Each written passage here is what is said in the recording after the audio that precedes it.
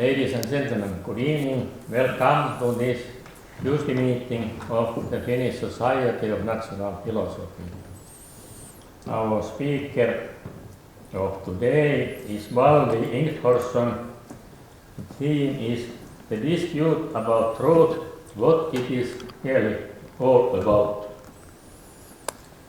Valdur is university lecturer in the Helsinki University.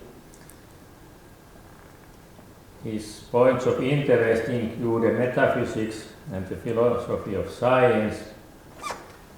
He is doctor in philosophy, and the title of the thesis was Time, Persistence and Causality Towards a Dynamic View of Temporal Reality, 2002. So, Valdur, please, the floor is yours. Thank you. Yes, thank you. There are kind of three aims of the talk tonight. One is to discuss really what's going on, try to explain what's going on in the philosophy of truth. Mainly, why is it that people have so many conflicting ideas about truth, or that there is no truth? Try to explain in a way the reasons that people give for motivating one theory over another. And then ultimately also I will, by doing that explanation, also try to justify the correspondence theory as the main candidate for a theory of truth. And thirdly, in doing this, I'm kind of following up on a kind of method or approaching the issue in a certain kind of method, which is very close to what Avril has been doing in his thesis, in his ideas about theory evaluation. Although I'm focusing more on kind of philosophical theories and he's focused on more kind of empirical theories, but there's a kind of a similarity in that as well. I think it's best to start the idea in a popular picture about the philosophy of truth, notably that it's a dispute between rival and incompatible views. Let's see if I can get this view going here. Yeah. And these are kind of the usual suspects in that debate. This is what you will find in textbooks, in philosophy, and in papers as well. And they seem to be saying, truth is correspondence, no, it is coherence, no, it is nothing at all, or no, it's utility, or no, it's identity. And we're supposed to pick one, and the others are going to be wrong. But when you look at what these theories are saying, and the way they're saying it, it seems uncertain that they're actually talking about the same thing. So I'm going to suggest that they're actually offering different theories about different things and not really identifying a common subject matter which they're offering competing theories about. Okay. In that sense, what I'm going to say is similar to what's called pluralism, and which came onto the stage really as late as the 90s with Crispin Wright's book on truth. And that seems to be saying a bit similar that well, maybe there's some truth in all of these theories. They're just theories about how we talk about truth in different domains of discourse, and it could be the case that actually claims are true in different ways in these different fields. So if you're talking about, in metaphysics, we're talking about the world, and then claims about the world would be true if they correspond to reality. In epistemology, we're talking about ways of justifying belief, and then they might be true in terms of how well they justify belief and so on. They've also extended that even to morality, that when we're claiming about right and wrong, those might be true in relation to a moral norm or something like that. But I'm going to argue that that's the better option, is actually to think that these theories are talking about different things. They're not really talking about the same thing. Okay? And I'm going to offer really my diagnosis up front and then justify it afterwards. Okay? I should say also that I'm following here a suggestion actually made by Richard Kirkham in 1992, notably that to understand what's going on, we need to not only look at what philosophers are saying about truth, but also what do they take themselves to be doing when they're asking the question, what is truth? What do they think of philosophy really? What's philosophy all about? And I think that's going to be a very significant aspect of explaining what's going on. What do they think they're doing when they ask a question like, what is truth? Okay, turns out to be very different things. And the diagnosis now is like this. So there are certain philosophers that approach philosophy as if it's just a philosophy of meaning or theory of meaning. And this became popular in the linguistic turn. Really the idea that all that philosophy can do is just to elucidate the meaning or function of words, mainly by looking at how it's used in various contexts. And then, of course, for people like that, the question, what is truth, really becomes a question about the truth predicate. What's the function and meaning of the truth predicate, the word, okay? And if you then look at the way the word is used, you'll find that it's used in various different ways, right? So the use is really incompatible or inconsistent, okay? And it seems that we can draw mainly two conclusions from that observation. One is that then there really is no property of truth, right? Truth is basically like saying something is cool. Something is cool for some people, something completely different is cool for some other people, and there's nothing in common, right? That's deflationism. There's no property that makes something be true. Truth is just something we apply on various things depending on what we feel to do it or use it for. But the other is pluralism, to say no. It's not that there are not no property, there are many properties, okay? And that's in a way trying to do justice to the very many ways that we use the word. We find different things in each context that's supposed to make things true. But it all seems to come out of this focus on, in a way, what's the meaning and function of the word? What do we do when we use the word true? Okay. And another approach to the question is really the epistemology first. And I should say also that it's not that everyone that takes a linguistic approach ends up believing in deflationism or pluralism. It's rather the other way around, that if you end up believing in deflationism or pluralism, it's very likely that you've started in the linguistic approach. Plenty of people who take a linguistic approach believe in the correspondence theory or some other theory as well. Okay. And then again, if you have a kind of epistemology first approach to philosophy, we can't really say anything about anything until we have clear criteria for that thing and when we know. And then the question, what is truth, really is the question, how do we know that something is true? Okay. And as I'm going to argue, there's a risk that those questions become confused. The question of what is truth and what is knowledge. And if you confuse them, I think we'll see that there are some bad consequences for that. Okay. But now we're focusing here on epistemic practices. What do we do when we justify beliefs? Okay, not what do we speak or talk about truth generally. But then there is also the pesky metaphysicians, like myself, who think that we can't talk about the world without first knowing how we know and so on. And for them, of course, the interesting features of reality are the features of reality, right? Time, space, matter, and so on. And then the question is really, well, what feature of the world is this truth thing, right? And then the focus becomes really a phenomenon, not a word, not a way of justification, but a phenomenon in the world.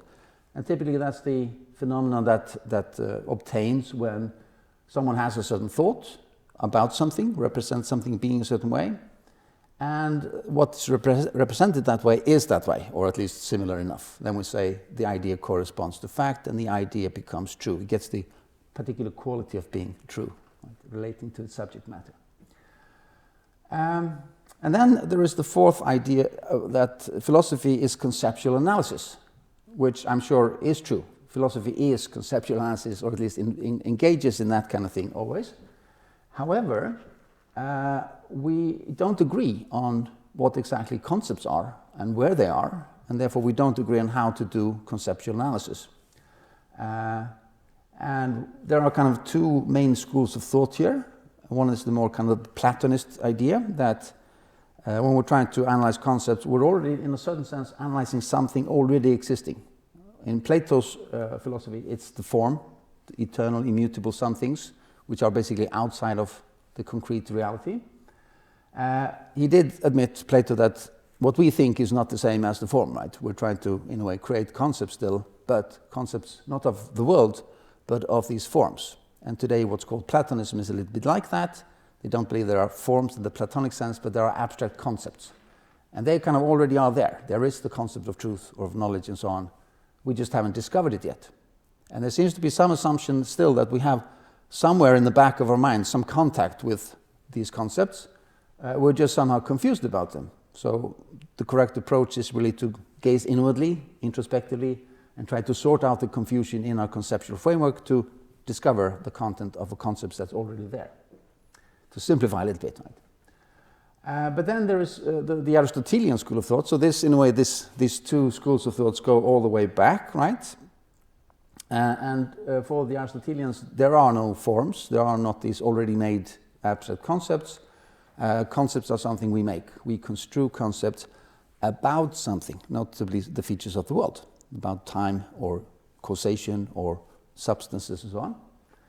And when we succeed in creating these concepts, it's because they somehow capture something about things in the world, some feature of the world. Okay. So for here, the conceptual analysis isn't really analysis of already existing concepts, but we're creating something that may never have been, we're maybe constantly improving on them and so on. Okay. So there is a huge discrepancy in approaches. And the main thing here is that depending on which approach you take, you're likely to identify different things as the subject matter here of the question, what is truth? Some think it's a word, other think it's a concept, either already existing or in someone's mind, or it's the way we justify epistemic practices, or it's a phenomenon in the world, which is the correspondence relation called it. And of course, if you then go on about offering theories about these different things, you don't end up having rival views. You give different explanations for different things, and there is no real conflict here. So that's, in a way, the diagnosis. There are more layers. There are focus also on kind of intuitive approaches to causation. I'm not going to say much about them. We can maybe discuss them afterwards. One important aspect is the difference between, in a way, worldviews. So depending on whether you take an idealist or a realist or an anti-realist stance, it's going to affect the way you see or look at truth. And as far as I know, no one has become an idealist or realist or an anti-realist because of what they believe about truth. Rather, it's the opposite. They believe something about truth depending on the way they approach, in a way, the question of idealism, realism, and anti-realism. And of course, if you're an idealist, there won't be a correspondence relation between a thought and something outside of the mind, right? That's only in realism. And if you're an anti-realist, you say, well, we shouldn't assume anything about that, so a concept of truth can't include anything about a relation to reality. Right? But those are, in a way, still then, let's say, assumptions you have made before you decide on a theory of truth. It's not that you decided on a theory of truth and then became an anti-realist. Okay?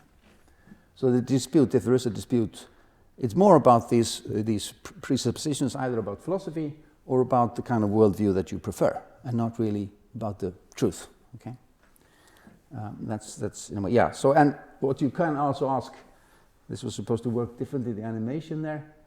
If you are an anti-realist and think we don't know or understand the relation between thought and reality, it seems still that we end up being more or less like the idealist.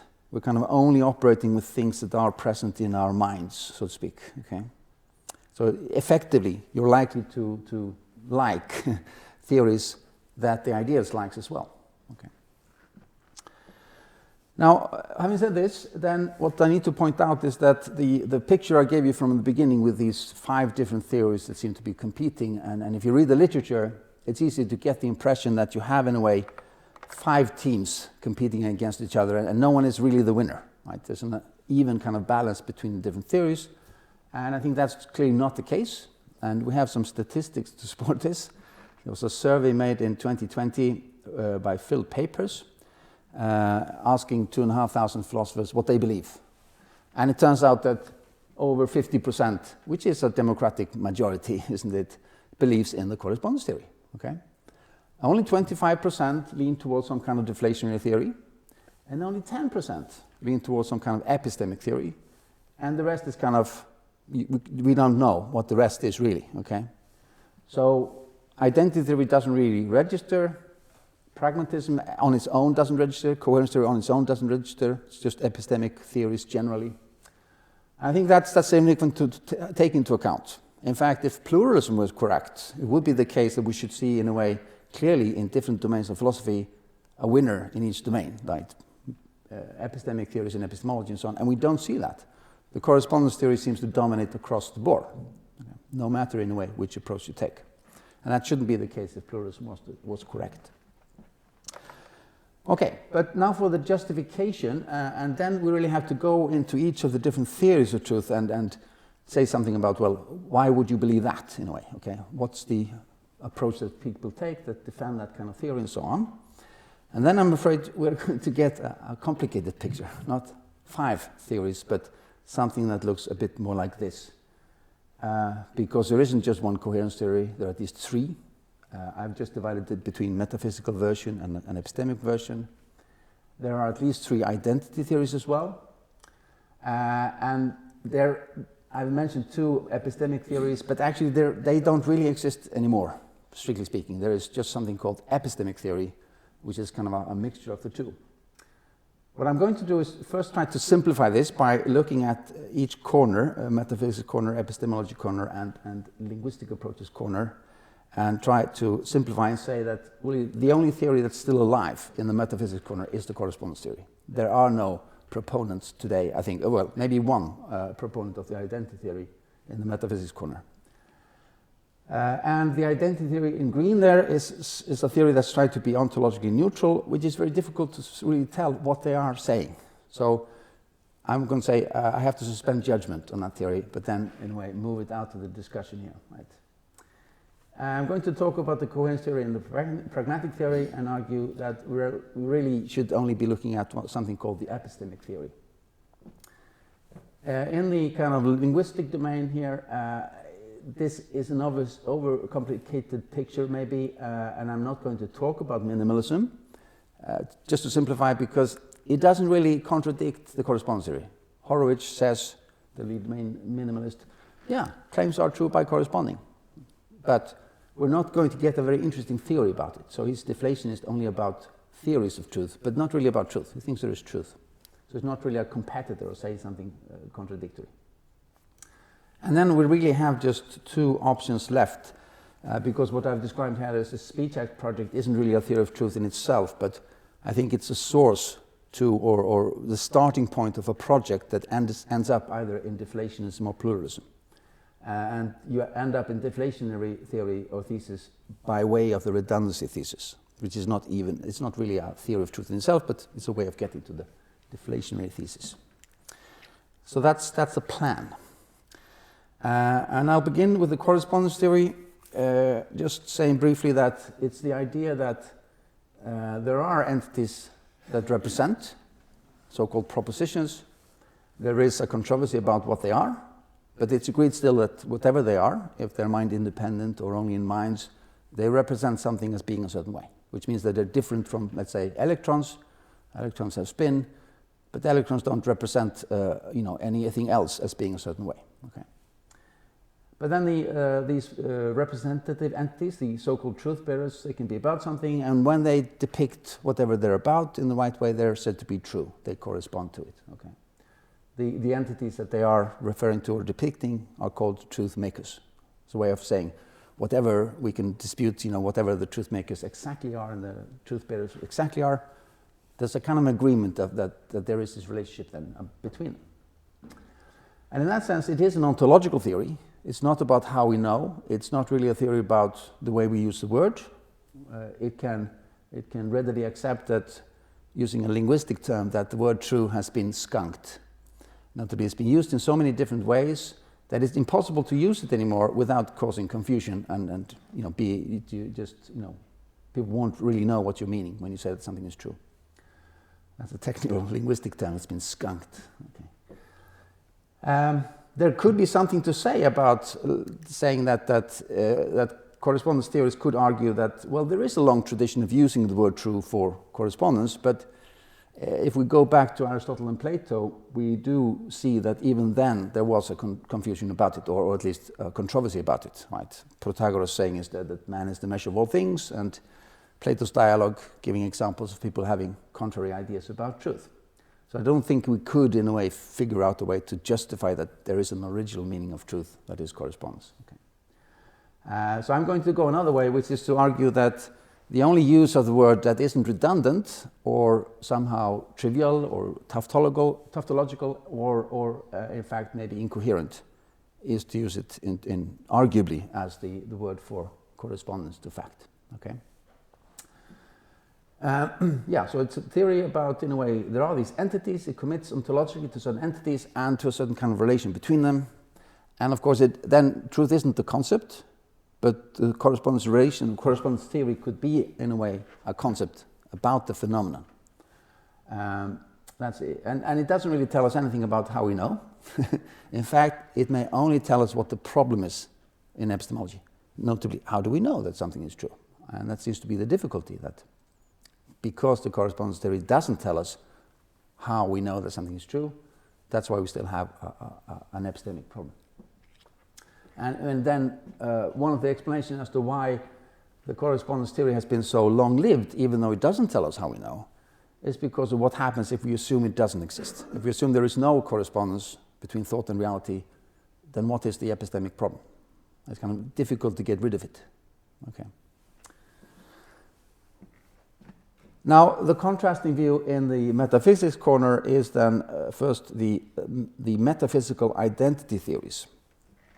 And the core idea is often expressed in the following way: the truth of a judgment consists in the identity of the judgment's content with a fact. So what is a judgment? That's when some individual at a certain occasion judges something, right? Or expresses a view or something like that, thinks of certain things in a certain way. Because of course general propositions are neither true or false. You know, the proposition the ball is blue is neither true or false, because what ball is that, right? That proposition refers to. We need to specify a particular ball. So someone has to judge that this particular ball is blue. And then the question of fact, what's that here? And here there are two ways or fact is used in two ways. Bradley, the idealist, thought that facts were true propositions, right? Whereas Russell and Moore thought that facts are the features of the world that the true propositions are about. Okay, so you have these two ends of the correspondence relation are both called fact by different people, and that gives us two theories.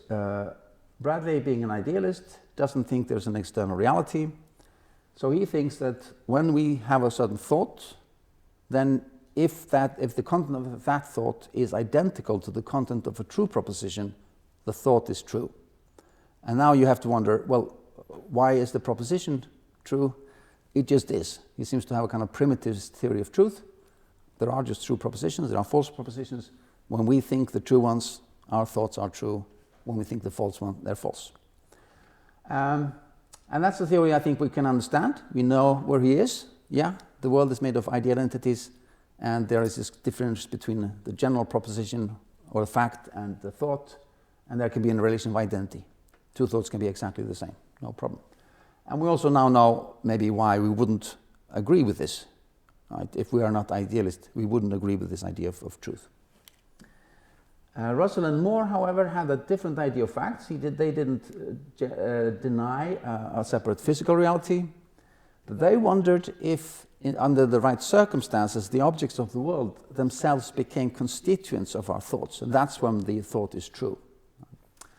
Now they gave that idea up, maybe for good reasons, but mostly because they couldn't in a way figure out a general theory of meaning here, because false meanings or false propositions also have meaning, but they are not made up of the objects of the world, right? Another reason to be skeptical might be that this seems to indicate some kind of direct or naive realism, that somehow our minds are directly in contact with the objects, or that the objects somehow, or even how can a mental entity be made up of physical entities without becoming a physical entity, right? There's certain puzzles there. And they gave that idea up. And as far as I know, there is only one. In 2022, there was a talk in the Aristotelian Society by someone called Truman, apparently reviving identity theory. But it's actually a little bit unclear to me if he really was an identity theorist in the Russell and Moore view, or in the next version I'm going to present to you. But as I say, yeah, so these are ideas that clearly contradict the correspondence theory, but nobody believes in them more, and you have to decide if you think these are more plausible than the correspondence theory. I think the correspondence theory is more plausible than them. Okay. Then there is the identity theory that we find in McDowell and Hornsby and Dodd, which is trying to be ontologically neutral. It doesn't want to take a stand on what the entities are. What are exactly these propositions? What are exactly these facts? They won't say, no, we're saying something that's compatible with realism, but also compatible with anti-realism. And the result is that commentators agree here, right? Notably that they're not really telling us enough for us to decide what it is exactly that is identical to what here, right? We don't really know how to judge this theory and relate to it. Do we believe it? Don't we believe in it? And if the commentators are forced to guess at what they're trying to say most clearly, then it's something similar to Bradley, notably that the judgment I have in my thought individually is identical, or the content of that judgment is identical to a true proposition, but then they want to leave it open. Maybe that proposition is made true by the world and maybe not, right? We don't know. But then it seems that the question if it's really an identity theory or in fact a correspondence theory disguised has to wait until we settle the question of whether they are actually made true by correspondence or not, or what makes them true. We don't know. And that's then a theory that seems, we can't really make a judgment on that. Do we believe it? Don't we believe it? What is it exactly saying? So that's why I'm going to say that's at least not as interesting as other theories in the field here. Then we have the coherence theory of the kind that we can associate with, for instance, Joachim, who is an idealist again. So he doesn't believe in an external material reality. As he says, truth in its essential nature is that systematic coherence which is the character of a significant whole. Right? And as far as I can tell, he is guided by several thoughts here. One is the idea that, which is very old, that reality cannot harbor contradictions. And it doesn't matter if that reality is physical or spiritual, it can't contain contradictions. So if we come across contradictions, the contradiction is in our thought, okay? And what we have to sort out is our thoughts to make it match the world. And in the idea where the world is physical and we are trying to create an idea or a worldview, then we think that if our worldview is coherent, it's more likely to fit the world, because that world is going to be, it's not going to be incoherent, okay? But he is, of course, he's an idealist, so he doesn't believe in that match between the conceptualization of the world and the world. He wants there to be just a world of ideas, very Hegelian, actually. So, and in a world only made up of ideas, coherence is really the way that everything fits together without contradiction, isn't it? Right. So that's what he will say. Truth is when we realize that each part is in a particular position in the whole. That's the idea. And again, I think this is a theory you can understand what it's trying to say. It is ontologically committed to a certain worldview, and we then also realize why we would accept or reject it. Notably, are we idealists of that kind or not? Okay. And I mean, I guess that's really why so few embrace this view, because there are not a lot of idealists of this kind around anymore. So so the end result is that at least if we are going to do a kind of which account of truth is more plausible than the other kind of inference to the best explanation kind of deal, we might want to say, at the moment at least, it looks like the correspondence theory is the winner in the metaphysical corner. Okay. But we have also elucidated that there are at least two theories that do conflict with the correspondence theory, and they both, in a way, are conflict because they think of the world in a completely different way. Okay. So moving now to the coherence and pragmatic theory, then all I'm going to do is basically rehearse what philosophers have said throughout the 20th century about them. Notably that they're simply too implausible to take seriously, and I mean that's the kind of the general verdict. The ideas are expressed typically like that. Proposition P is true if and only if it's a part of a coherent system of beliefs. But here, since it's an epistemic theory, the idea is that if it is a part of a coherent system of belief, that means it's more likely to represent the world. So in one sense, it's actually a correspondence theory, but in disguise, right? Because there's a coherent system of beliefs that corresponds to the world. But then people have pointed out that, well, actually, what's there to say that our worldview, even though it's coherent, actually reflects the world? Couldn't there be two mutually incompatible but internally consistent theories or frameworks. Only one of them could be right. In fact, both could be wrong, because we could build two coherent systems that both didn't, or neither, captured reality. So the general verdict is that just coherence isn't a guarantee of anything being true at all. Right? It might be a part of, why when we reason about what could be true and false, coherence, I'm sure, is a part of it, but it wouldn't guarantee that something is true or false. The pragmatist theory is often presented as the proposition P is true if and only if it's useful to believe in P. And again, I'm sure that we do rely on utility in that sense to, in a way, support our ideas, but it's not something that will guarantee that something is true. And in a way, every theory that for some time has been embraced in science and later been superseded by a different theory and better theory is an example of that. Okay? It's just that some false beliefs also are useful, but then in a limited sense. So it might be a good theory, or it points to a certain types of reasons that we appeal to, but it's not something that will guarantee that something is true. And maybe a best example is to say that if I believe that the stores, they close at 6 o'clock, and I act accordingly, I will be enormously successful in getting my shopping done. I will go to the shop before 6 o'clock every day. And I won't realize that I'm wrong until my clock stops and I think it's before 6 o'clock. I arrive at the shops, the clock shows 1:15, but it's still open. And I realize, I was wrong.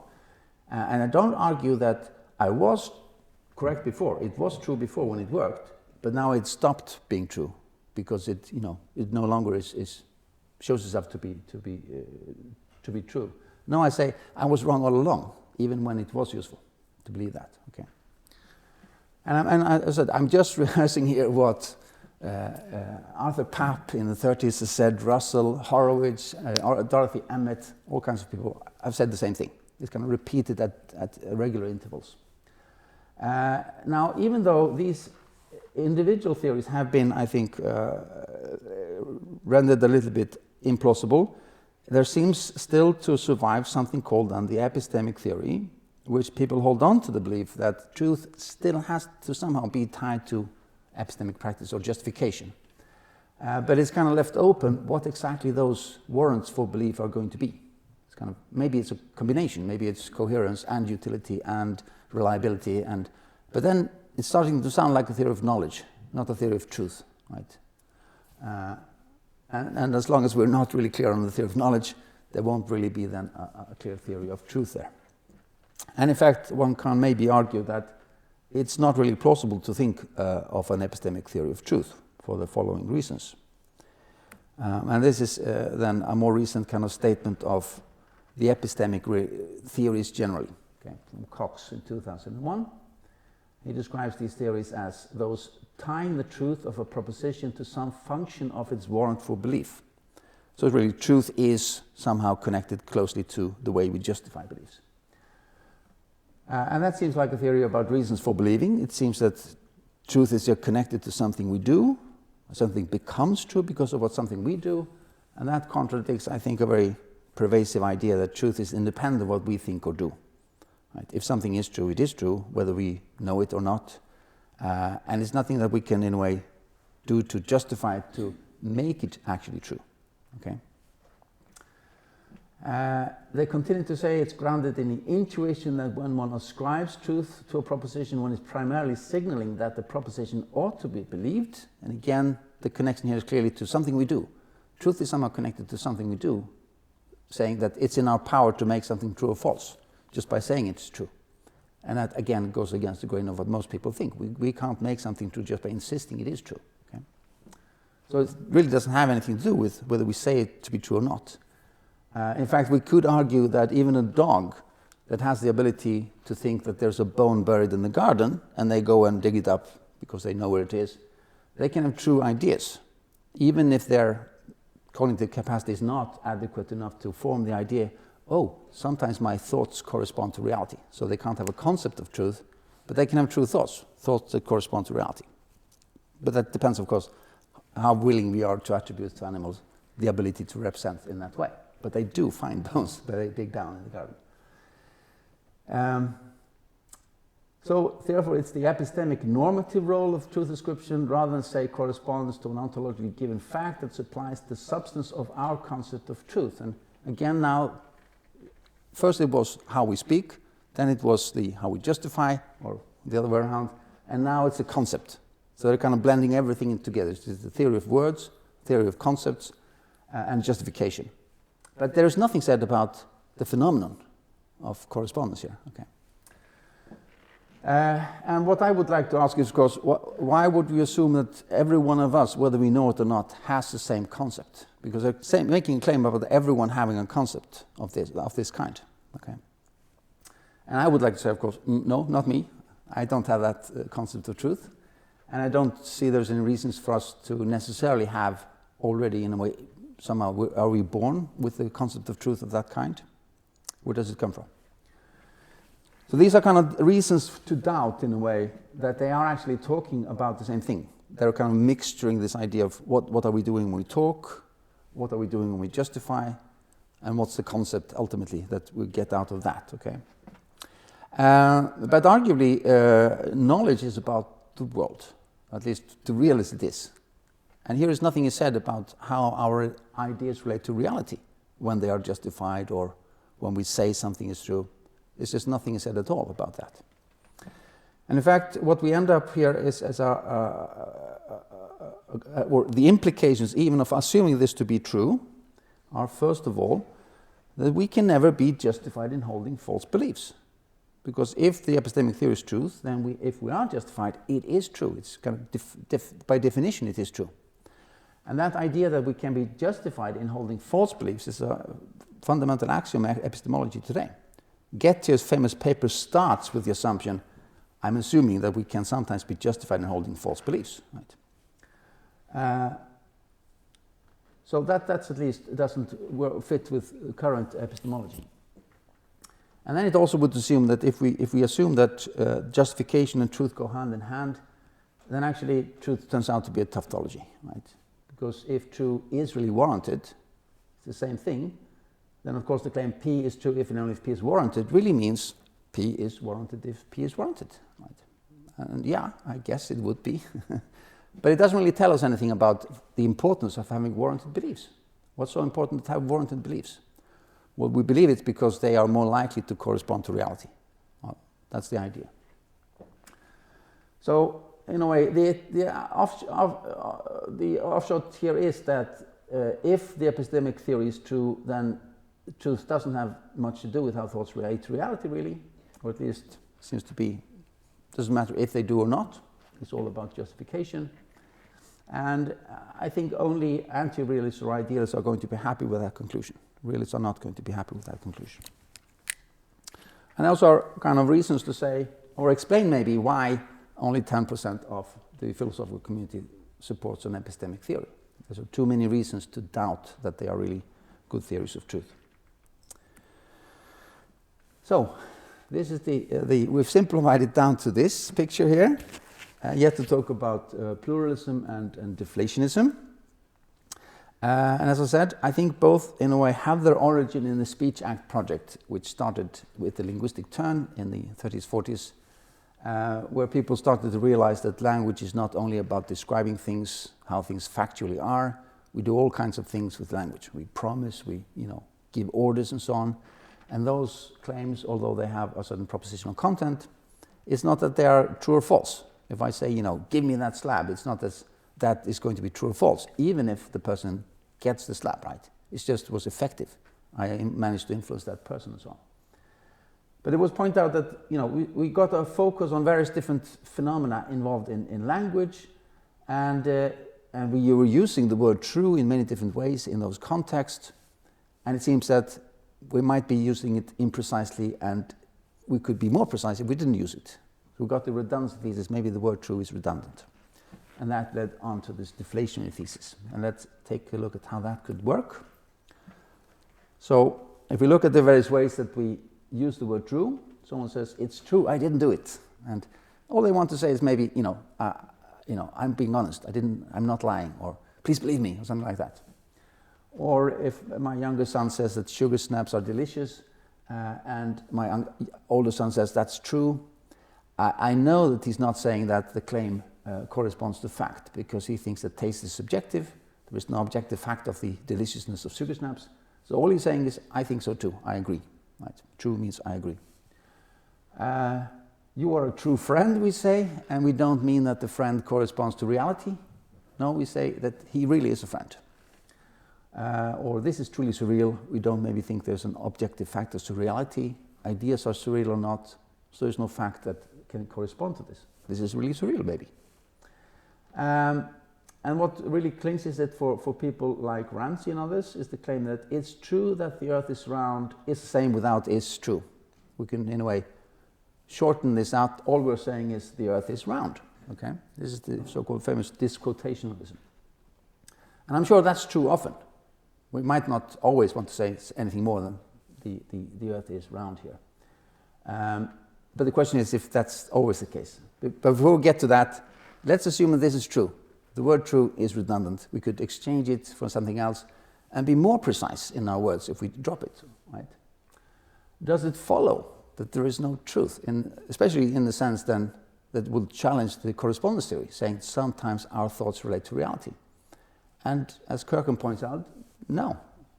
It has no implications whatsoever for whether ideas correspond to reality.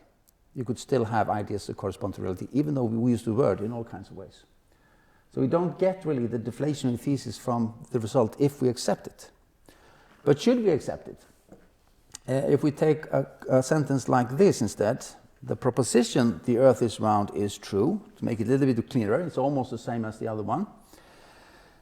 Is it always the same as the Earth is round? Is that the only thing we're always saying? And it seems to me that surely not always. Otherwise, there could be no meta-language. Right? And in philosophy, we use the idea that there is a language that we talk about, which is the object language, and then we have a meta-language, the language used to talk about that language. But if the disquotationalism is true, we can always drop the proposition is true and get the same meaning. There's no loss of meaning by taking it out. I think it's impossible to express anything in a meta-language, because the meta-language reduces to an object language always. Another way to say, surely we're talking about more in one sentence than the other. If I say the Earth is round, I'm only talking about the Earth and its shape. But if I say the proposition the Earth is round, I'm talking about both sides of the correspondence relation. I'm saying there's a proposition and there is something that corresponds to it. I'm not just saying there is some fact in the world. So it seems clear that they have two different meanings, and so the one can't be reduced to the other. And that's in a way the only kind of sentence where it seems that is true is not redundant. It does add something to say it. Okay. Another way to undermine, in a way, how effective the Speech Act project approach is to look whether the method generalizes. We'll try to elucidate the meaning of truth here by looking at the uses. We should be able to find the meaning of all words in that same way then. Okay. So if we look at another word like dry, and we look at the uses, we want to find the meaning by looking at the uses, then we say the desert is dry or cake is dry, and then we mean there's an absence of water or moisture, right? But we also say dry wine, and there's plenty of water in wine. There's an absence of sugar then, okay? And then we say dry humor, and there's neither the absence of water or sugar, even though they are missing in humor, but there's an absence of motion, okay? So how have we figured out the meaning of the word here? It seems that we should either draw the conclusion that there is no such thing as being dry, just like there is no such property as being true, there's no property of being cool, dry yeah, that's the deflationary result here. There is no such thing as being dry. Or you say, like the pluralist says, there are many ways of being dry, but the result then is that we turn out never to use metaphors, because what the pluralist wants to show us, or needs to show us, is what's in common with all these various uses of the word dry. And they might want to say, well, we're talking about the absence of some arbitrary substance. In each case, the context provides what substance it is, right? But that means that we are literally always saying there is an absence of an arbitrary substance. And we're not using the word metaphorically in any way at all. because we haven't figured that there's an original meaning from which the other derive, from which the others are kind of metaphors for. Okay. So we have a choice in accepting, in a way, that pluralism and give up metaphors. There are no metaphors really. All words have, in a way, a literal meaning. Just depends on the context, what meaning that is. So that's in a way of undermining. And you see, maybe you see a kind of a commonality in my argumentation, which is that there are no knockdown arguments of anything, but when you get the big picture, you kind of slowly undermine maybe the kind of believability or plausibility of each of the options, in a way. Okay. And also realize that people are approaching the question from very different angles here, aren't they? So what about pluralism? The trick here or the difficulty for pluralists is to say, if these very different ways of using the word true are all, in a way, genuine uses of true. We are saying that something really is true in each case, but true for different reasons. Why is that? What's the commonality here, right? And I've identified at least two, sure there are more, but two main ways of justifying it. And one is to appeal to something called multiple realization. This is a technical term in philosophy. Maybe easiest to exemplify it by appealing to the way that we think that consciousness might possibly be realized in different things. So we typically think they're realized in brains, but it could be possible that we are all having the same state of mind, thinking about the ball is blue or something, but our brain states could be different. So the brain state, or the mental state, the ball is blue, could be realized in different brain states. And then that gives us the possibility that it could also happen in computers. Computers could give rise to mental states or consciousness. The problem is, of course, that this is because we don't know how consciousness arises. We don't know even how it arises in a brain. So why could we know, or how could we know that it also could arise in a machine? So it's in a way the ignorance that allows us to think that there's a conceptual possibility of many things. Okay? That's not to say it's wrong. It's just to say that we would maybe want to see multiple realization also in other things. Is there a genuine case of multiple realization that we would believe in? And I'm finding it difficult to find any example at all, and at least not in the kind of examples that philosophers give. Philosophers will talk about, for instance, jade, the mineral jade being multiply realized as nephrite and jadeite. But I'm afraid that's just chemically wrong. Okay, they don't know that in 1893, what people previously believed were the same kind of mineral was shown to be chemically two different minerals. They don't even belong to the same mineral groups. Okay, jadeite and nephrite. It's just that erroneously we clumped two different kinds of rocks together because they superficially look the same. So it's not a genuine case of multiple realization, unless we want to say that there are two species of rock generally. Okay, but that's not the kind of multiple realization we want. Other examples that might be more plausible to say, maybe mass is multiple realized. Many different things have mass, but I would argue that, well, the differences there are irrelevant. They just have mass because they have mass. It's not because they have different things that they have mass, right? Then it's not really multiple realization either. So I don't find any example of that, and so we have to say, is it more plausible that truth is multiply realized according to this, or is it more plausible that actually it's not really truth in all these cases? We're talking about different things in different settings, right? They just are focused on the way that we use the word. Another way to justify it is to say that in all these different domains we're making claims, but different kinds of claims, and we are making, when we say that they're true, we're saying that they're valid. Right? When we say something in metaphysics, we want to say that they're valid because that's the way the world is, because we are talking about the world. In epistemology, we want to say something is valid because it is really warranted, because that's what's important in epistemology. If we say that something is beautiful in aesthetics, it's because it fits to an aesthetic norm, or something like that. So truth really becomes validity here. And I would argue that's not really a good thing, that we equate the two.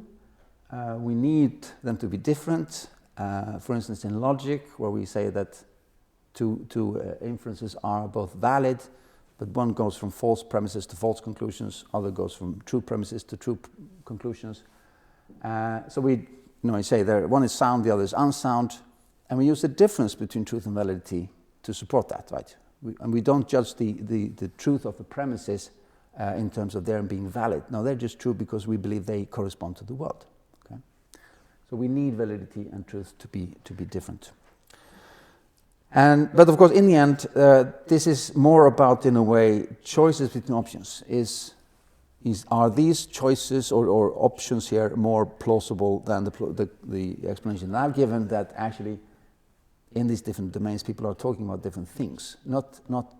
They are, of course, but in terms of truth. One is talking about the word, others talking about justification, someone talking about the phenomenon of correspondence to fact.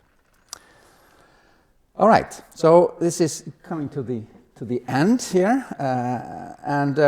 so the conclusion I want to draw is that correspondence theory is actually the only theory that says anything about the connection between thought and reality. The other theories don't do that. Either they are motivated by anti-realist or idealist ideas to say that we should understand truth without taking any stance on the connection to the world. Okay, and then they're led to other theories of truth. And in fact, the main problem that they see with the correspondence relation is this how do we know question. Okay, and if we can't know when something corresponds, is it then meaningless to talk about correspondence? And the reaction typically is that, well, if you assume there's no correspondence, what's the epistemic problem, right? Or is it more plausible that our ideas don't relate to anything at all, or that they sometimes relate, even though we don't always know that they do? So I find it better to understand these different theories as elucidating different aspects of a very complicated issue that both has to do with, well, what is truth? How do we talk? How do we use the word true? How do we justify claims? And of course, best to mention that most epistemologists, they don't take the question, how do we know, to be a question of truth at all, really. It's about justification and not about the nature of truth. Okay? So it's only a handful of epistemologies or epistemic theories or proponents of epistemic theories of truth that think that the two, in a way, are in a way the same question, really. That something is true because we know it to be true. This is, in a way, trying to explain why people are offering and find plausible different theories, and also why it seems to also very difficult to say that they conflict. And what I didn't say from the beginning is that proponents of most other theories, the competitors of the correspondence theory, they often say that the correspondence theory doesn't say anything that anyone needs to deny. And that seems to be, for them, to mean that it's somehow trivial. But it seems to be trivial in the sense that they also agree that thoughts sometimes do correspond to reality. And then you have to wonder, well, what is the disagreement about really then? Isn't it just about words or about how we should think maybe, right? So it's for me, it seems more like a pseudo-dispute that has to do with failure to realize, in a way, the different approaches that people are taking to an issue. Okay. Yeah, and I'll shut up now and leave the floor open for questions. Thank you.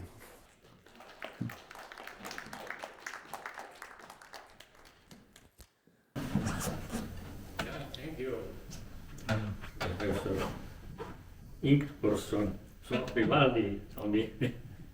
about this interesting representation, multidimensional representation of various views. Yeah, let's take the microphone. The content of truth. We are now in the Society of Natural Philosophy in Finland and are interested about science in general. So this is one of our key targets. Thank you, thank you. Are there any spontaneous questions raised about Auli? Thank you very much. have you tested what are the reactions of different philosophers to this idea, this main idea?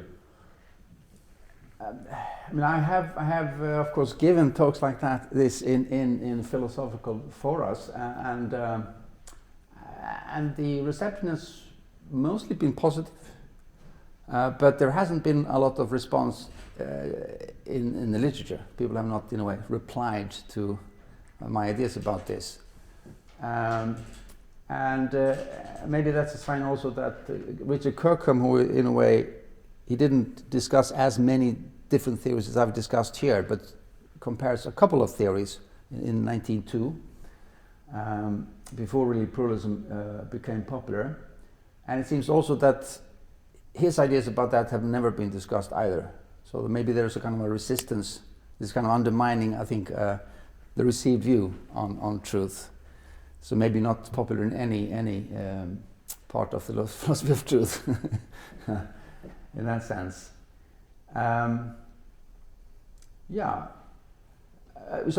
Maybe that I find that people who maybe are not very invested in the dispute about truth themselves, they are positive.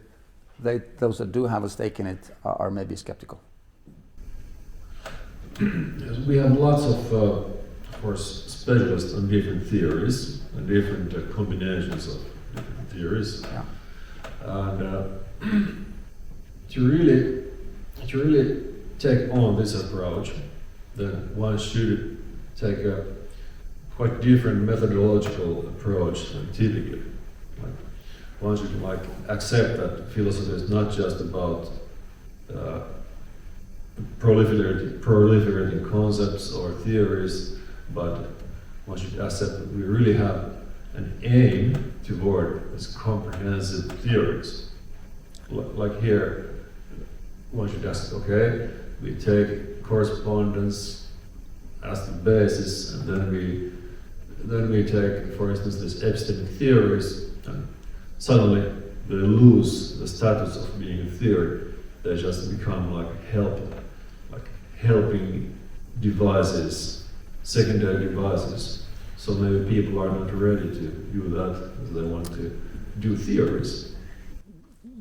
Yes, maybe actually that the idea that philosophy can't really decide on questions of which view is correct is a very influential. As you say, people are in a way more interested in proliferating concepts, creating nuances and so on, and they take the kind of conceptual analysis approach that all we are doing is actually clarifying concepts, and we're not trying to decide which of these is the correct one. Right? How to really go about deciding it is another matter, and I'm not entirely sure that, even though it seems here in the philosophy of truth that we could get maybe some results. I'm not sure if it works equally well, for instance, in philosophy of time, where I'm engaged as well. I mean, I find the similar confusions there also. People are approaching the question of time in the same way. But it's not as easy to find clearly one theory that in a way dominates as clearly as the correspondence theory here. But you're the kind of more the expert on theory evaluation directly. I've kind of almost by accident struck something close to what you've been talking about. So I have to admit to be maybe undecided on the general validity of the approach here.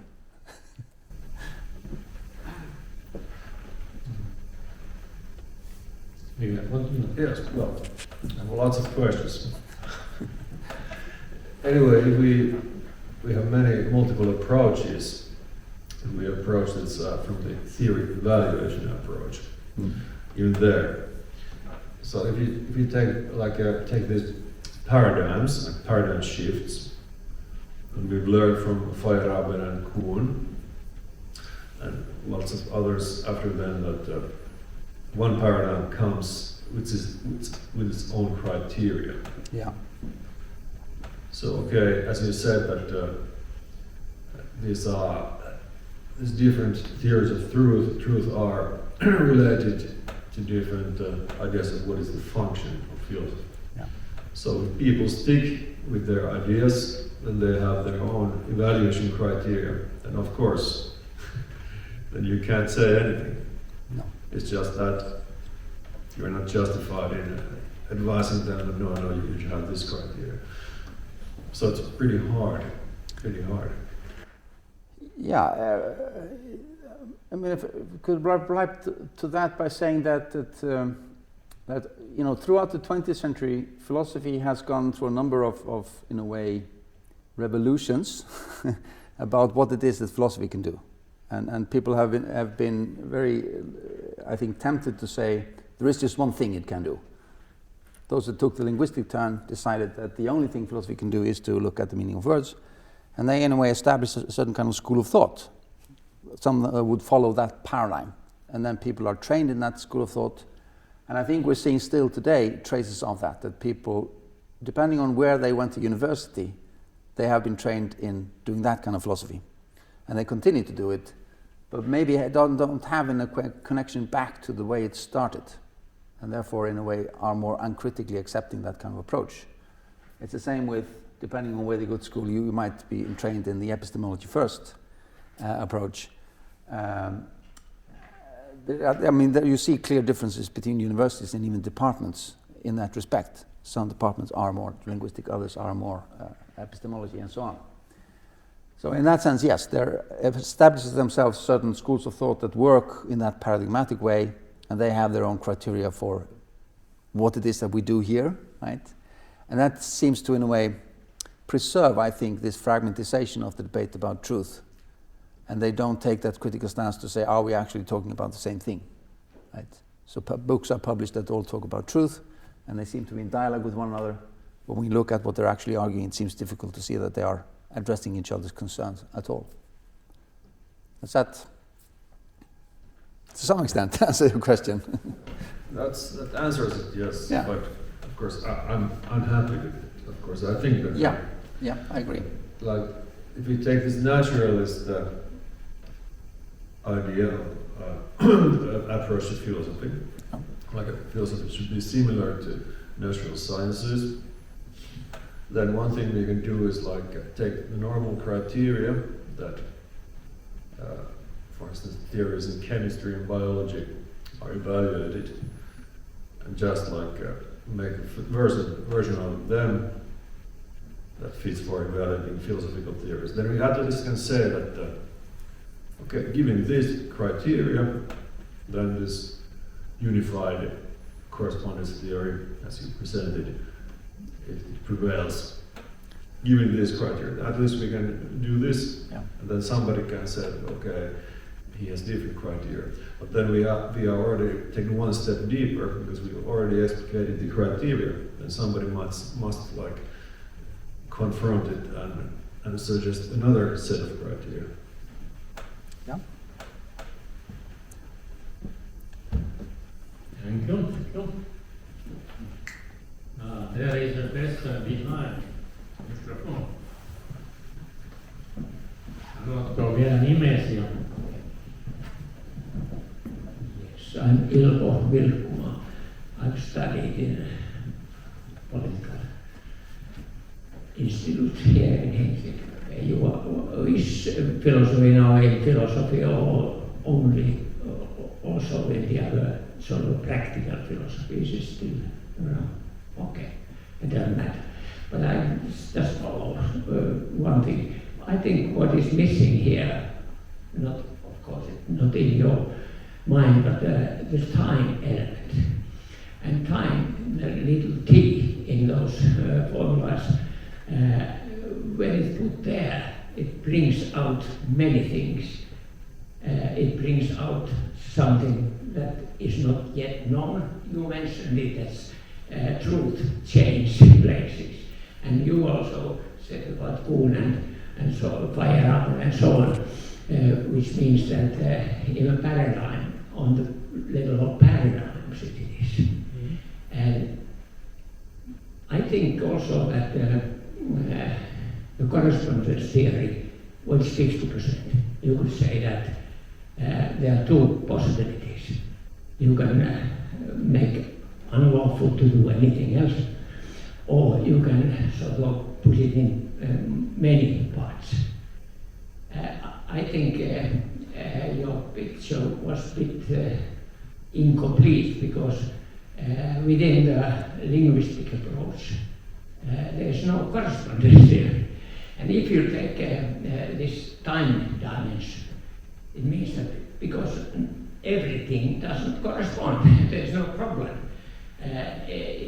When you write A equals B, you said in that table that it's tautology.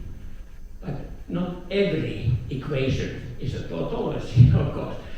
You say y is A, B, AX, B, C, etc. These A and B and X, they are unknown at that situation. And the one task of a philosophy is to find the solution and bring it to the level X is X, X is Y, and so on. It has one solution, two solutions, 10 solutions, but anyway, it seems to me that many philosophers seem to have needed to say this is final. But nothing is final. As we know, in the last, let's say, I can say 60 years, nothing is final.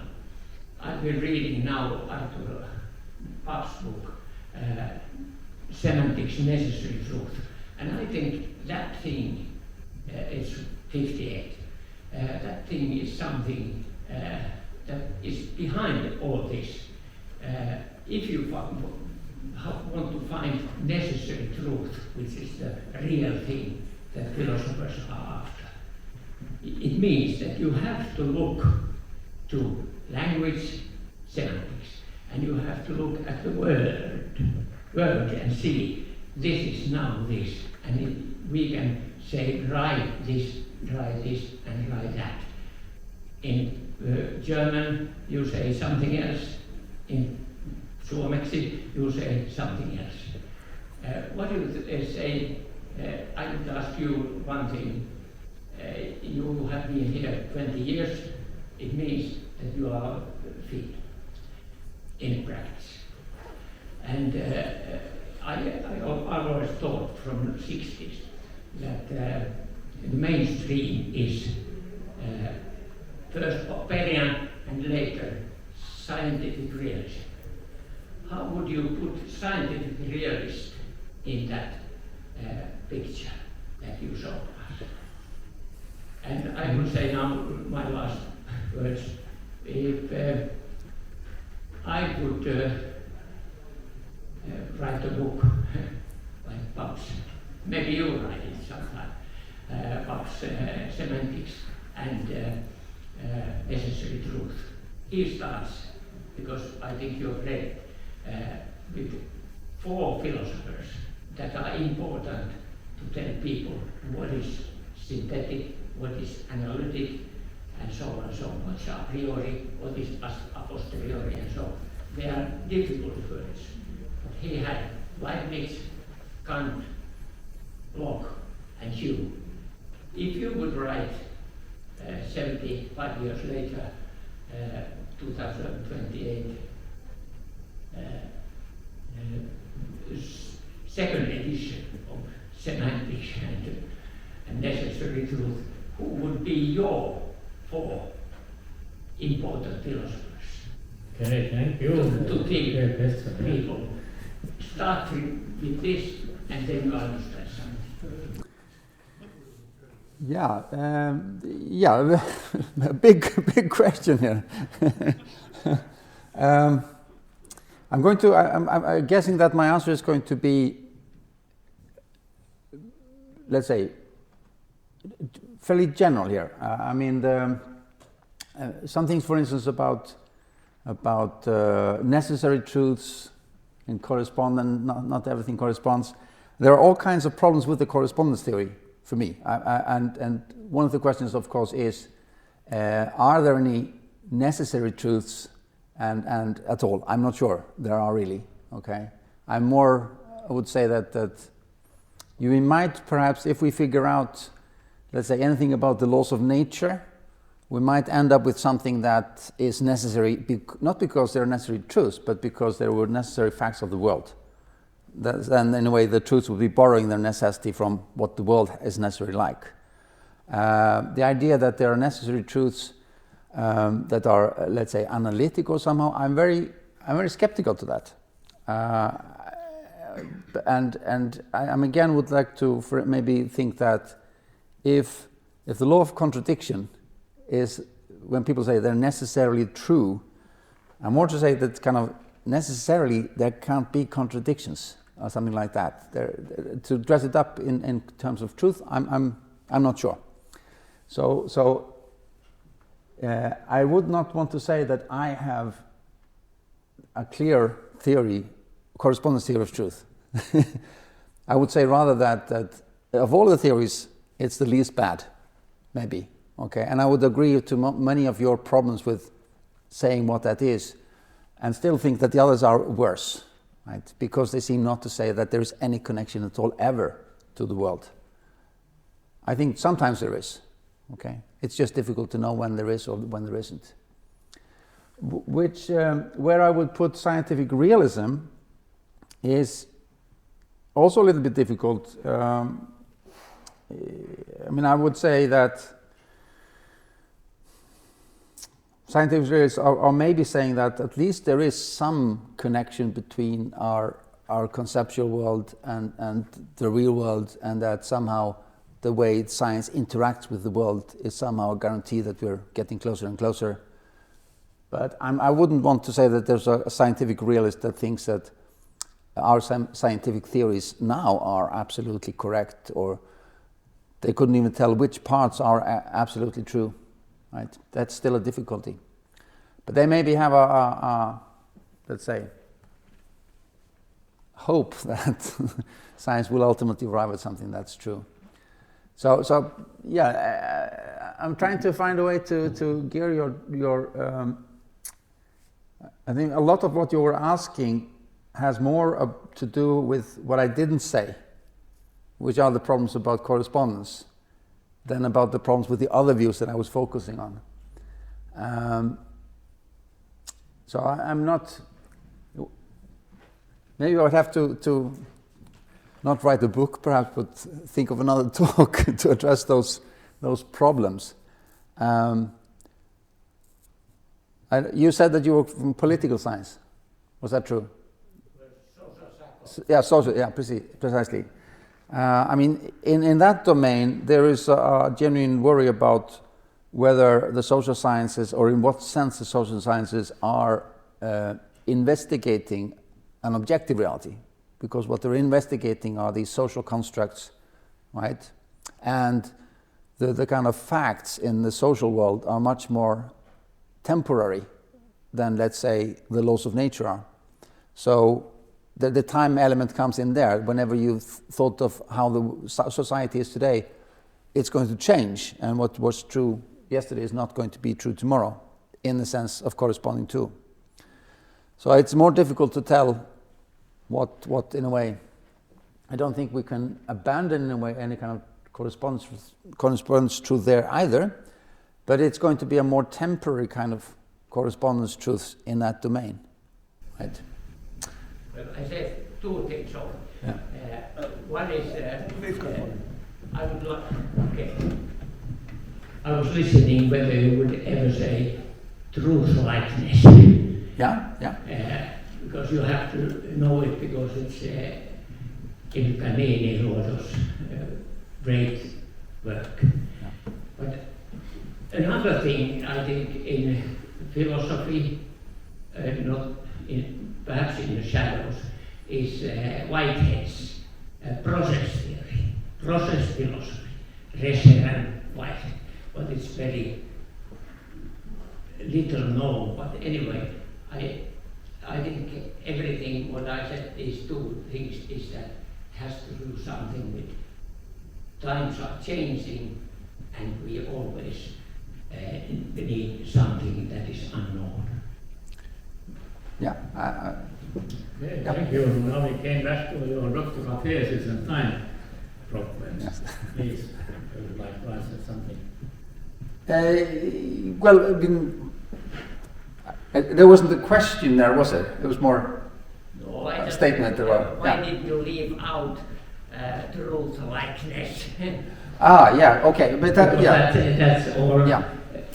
In Popper's theory, it Yeah, is sort of a difficult one, but I think Niiniluoto made quite a lot of it. Yeah, I would just include in a way the ideas of truth likeness into the correspondence theory, because it does still say that even though there's only a truth likeness, that likeness is to reality, right? And you know that's. I don't think that truth, if there is such a thing in terms of correspondence, is exact resemblance or anything like that. It's going to be we're capturing, or the representations of reality are going to capture some aspects of reality, and maybe probably in some incomplete way, and that's why I think it's useful to talk about truth likeness rather than truth. But there is no other theory of truth that would embrace truth likeness. The only theory that could embrace truth likeness is the correspondence theory. Yeah.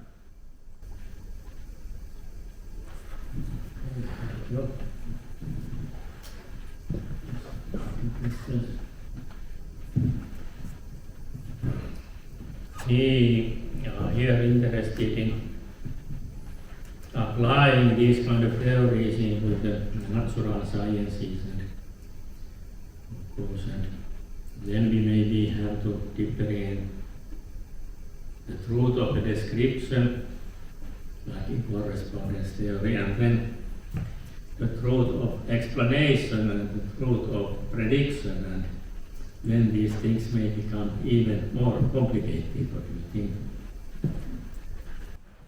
Yes, and I mean, again, what I didn't talk about was how would we reflect on truth with respect to both future and past. Yes.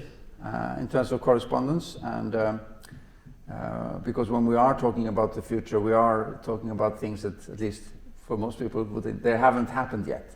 It's not that there exists a future and our ideas now could correspond to them. And still the idea is very strong in us that if we say something now, we predict something, and then it turns out that way, we think it was true. And I'm willing to in a way flex the correspondence enough to say, possibly it makes sense to talk about our predictions of the future, the ones that will turn out as, in a way, true, because that's the way it turned out. But it still seems that there's an inadequate, I think, understanding of still the difference between having an idea about how things are now, to which our ideas correspond, and having an idea about how they will be, and in a way might be, and how to think of that relations. I find that deeply problematic, and not also with respect to the past, because if we think that the past doesn't exist anymore, how can our ideas now in a way correspond to them? It seems that we could have very good reasons or justifications for thinking that the way we represent the past is correct. It really was like that. But to say therefore that they are true in terms of correspondence is kind of, it's correspondence by maybe by proxy or something. It's kind of, we are convinced that this is how it was, so it corresponds in that sense, but it seems to correspond in a different way than what's actually now. If I say there's a chair there and it's black or something like that, there seems to be a different sense of correspondence. But maybe that can be fitted within a kind of a let's say, truth-likeness concept of correspondence, but with a temporal dimension. Right?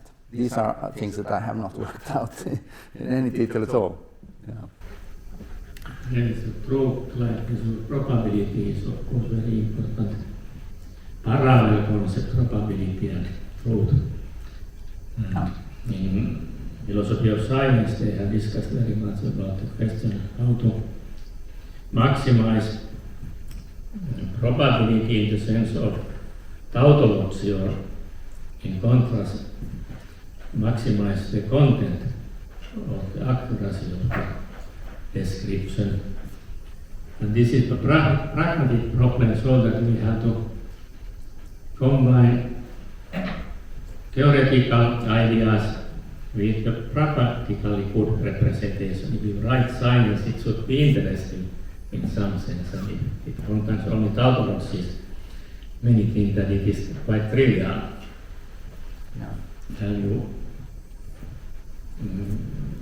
Have you found in your studies something like this?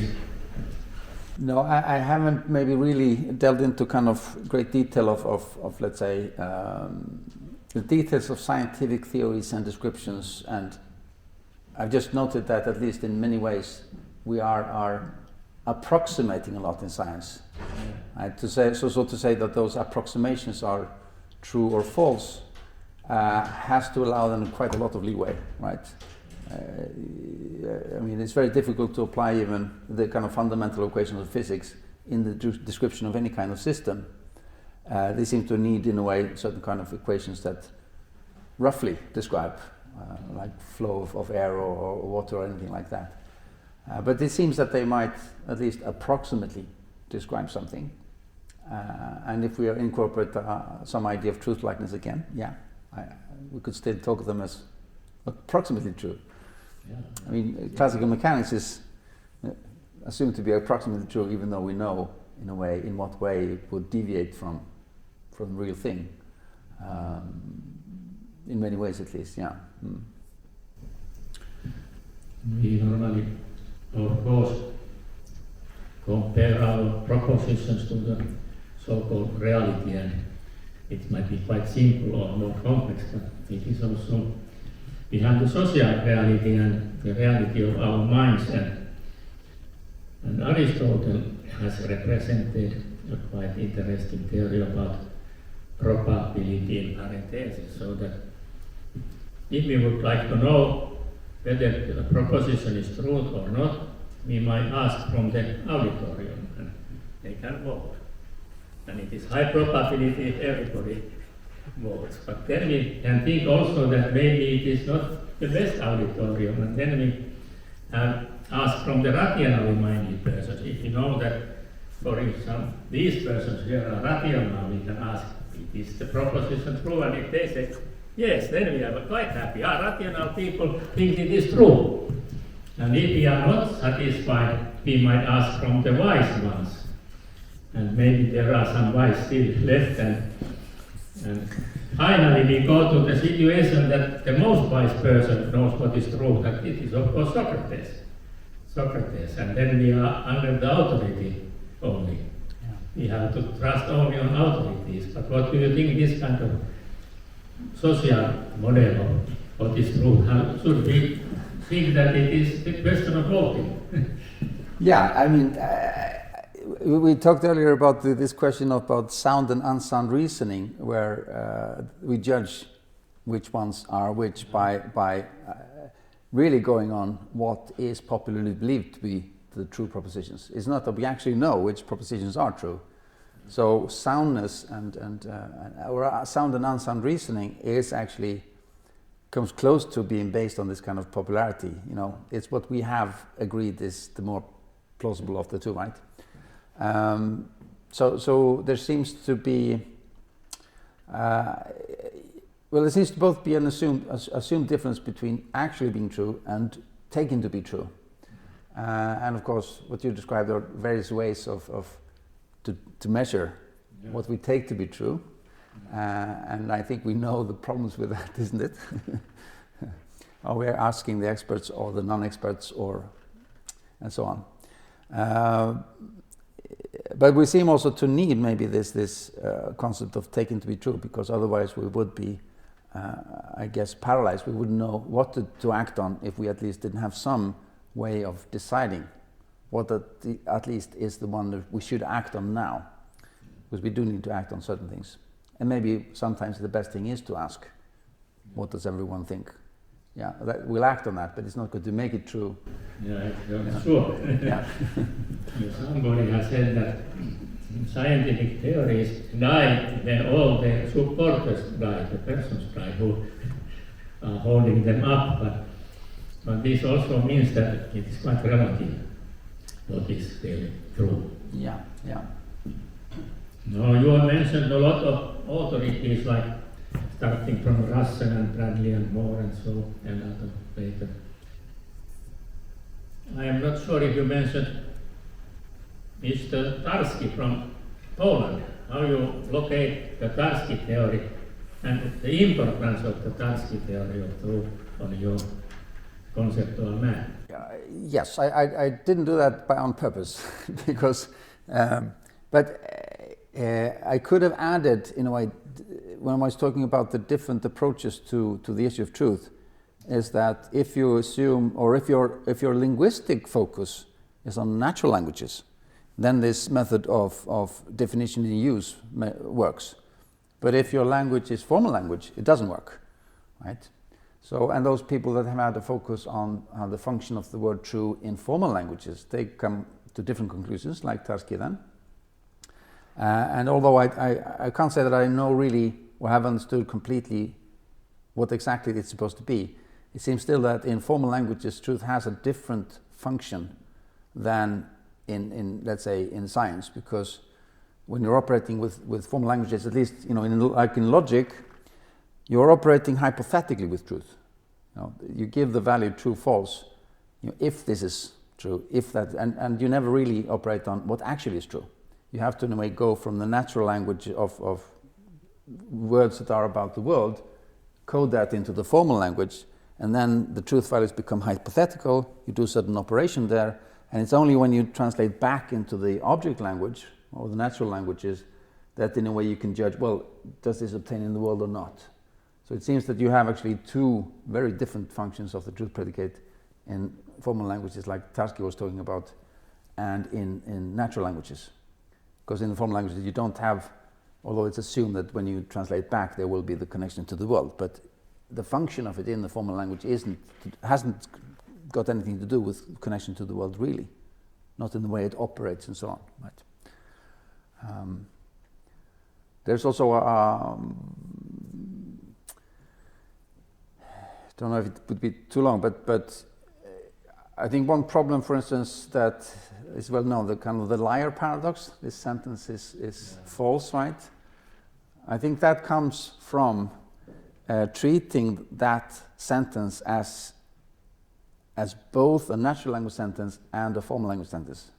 Because in the natural language, when we say the chair is black, we are in a way saying that there's a representation of something, and depending on whether that something is that way, it's true or false.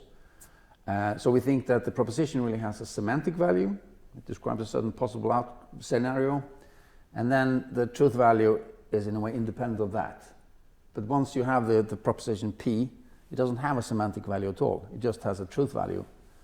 And if we have a sentence like this sentence is false, we're trying to say, does that mean true or false? We're treating the semantic value and truth value as the same thing. And that seems not to be right if it is a sentence in the kind of natural language. I think that creates in a way, the self-reflexive paradox, if there is one. Right? But yeah, that's maybe another talk. Yeah. Thank you. We normally speak of course, in philosophy about the truth in natural languages or formal languages and in languages. So, but there are really interesting application of truth theories is art, maybe. In art we use not only natural languages but picture languages, which are close to reality and geometry. Then the poetry is more language only. And then, can we apply your theories to this situation, and if we make a picture about reality in art, so it is, can we say that it is true map of the reality, or map is true if it is correct or good. Yeah. And it might be also useful, and map is useful if we can orientate it in practice with the map. And then in art we have higher qualities, and many art theories we speak at the same time about how the photorealism describes physical reality quite correctly, or we believe like that.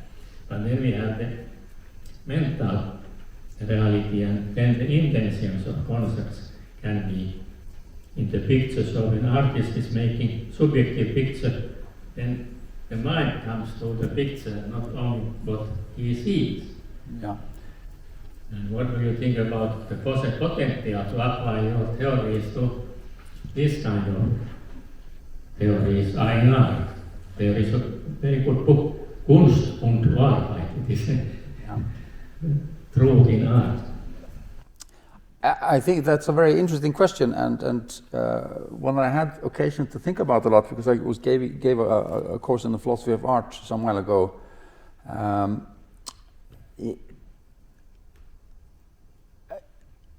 I mean, sometimes the question is when people talk, for instance, about works of art as being maybe more true than a picture or a photo, rather photo, and I have at least played with the idea that that's because when we're looking at a photo, we're looking at, in a way, more like a copy of something, okay? And but when we're looking at least some works of art, it seems that the work of art is not only depicting, in a way, a scene, it's also conveying something about the person who is looking at it.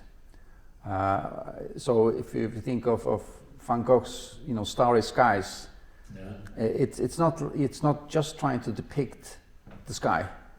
It's rather trying to depict the way the sky looks to us on a really clear night, and it captures that. I think that that moment of looking at the stars better than a photo of it. That's how close I can come to saying that there might be some idea in which art better can capture certain things, be more true in that sense, notably because of it incorporates, in a way, the viewer into the image, and isn't just depicting a scene, it's kind of depicting a viewer's looking at the scene. That doesn't apply to all art, but some art seems to be like that. And maybe you can think of some abstract art as trying to isolate features by taking away, in a way, the kind of all kinds of things that remove your focus from that particular thing and lets you see some very abstract feature of reality. That's a speculation. And again, I don't think that will apply to all art. But it maybe can illustrate in some ways also this idea of truth-likeness, that we can find in art so many different ways of representing things that isn't a perfect replication. It's a kind of a partial replication in all kinds of ways. So maybe you could use art as an illustration of the concept of truth-likeness in that sense. And that's just, anyway, reflection on how it could be that truth actually applies to art. Many would maybe doubt that truth applies to all there. Yeah, that is very important. There is the information aesthetic direction into study, and then the truth likeness and entropy also are important in the order of the work versus complexity and things like that. And this dilemma in art is very covering. So Socrates said that art should not be photorealistic, that not depict shadows or high points or low points and in sculpture and so. Then the younger philosophers had typically two kind of theories. Aristotle said that art should express the potential of the material, what we can do from the material. Platonistic theoreticians said that art expressed ideas, and there was also disputation about this. But the synthesis was post-Platonistic, so that they said that art should express an idea in the form which can be expressed in the art language or in the expressional resources we have. So we make so good picture if we have marble, and so good picture if we have ivory as we can. And then the field of art is very large, so the architecture, sculpture, painting, music, dance even, poetry, etc., etc. So if we have a common theory, it is very demanding. But this kind of approach can make a common approach because it is general philosophical. If an artist try to make a theory about art, it is too personal often. Yeah. Yeah. Do we have other questions? Mulla sanoa vielä. No. So, Just as a final comment, might be hard to accept this approach if you already delved into this particular specific approaches. But once you understand your approach, it's very difficult to go back to this separate approaches anymore. So it's a little bit like a Copernican approach. So I expect that along with time it will become more and more popular. That's my guess and hope. I hope so too. That because as I said, if these in a way different schools have been operating a little bit within their own bubble and not seen any kind of alternative view on it, then as soon as someone offers the alternative approach, you can't unsee that, even though they might not be convinced to change their minds, but they should be compelled at least to respond in some ways and so on. Yeah. Hmm? Thank you, Auri, for these nice words. I completely understand your questions. And so then we have a couple of minutes still. We have to be careful so that we go in the book time out because the Wachtmeister is. But one dimension maybe still. You have spoken a lot about pragmatics, and it is important because, for example, Jaakko Hinkika said that pragmatics is the most important because it is over semantics, because interpretations are acts. So as human beings we have to start from the pragmatic dimension too, and in practical philosophy and philosophy of values, somebody said that truth is also a value, not only a relationship from language to reality. And what do you think about this dimension?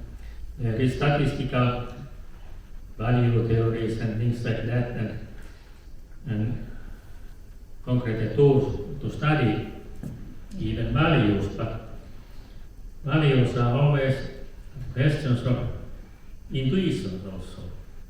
So the intuitionistic view to truth, like in mathematics. So the human being is very good in seeing what is truth. Like Kikero has said that human beings are interested to come together, then to know what is true and to see future. Yeah.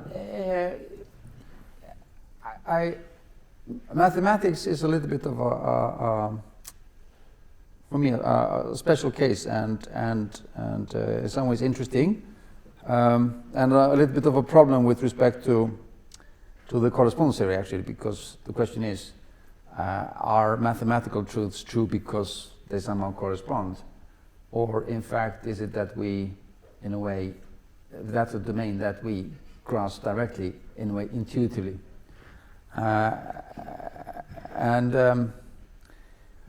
Thomas Nagel at least has in a way argued that maybe actually it would be, we shouldn't really be talking about truth in maths because what we are, when we are in a way understanding maths, it's not that we are understanding something that is separate, to which our thoughts correspond.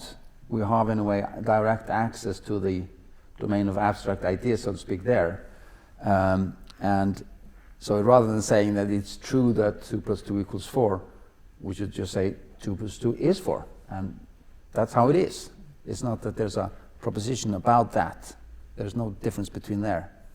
And if that's the case, we would find that the idea that we talk about truth in mathematics is also a result of this idea that I brought up here, that we have been using the word true for a lot of different things, and because also truth has these positive connotations, we're very willing to talk about everything that's positive and good as true.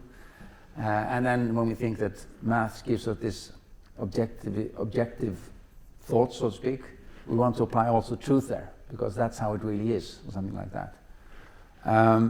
But if there isn't this difference between the proposition and the mathematics, then we shouldn't really apply truth to it if we want to stay strictly to the definition that truth is correspondence to something.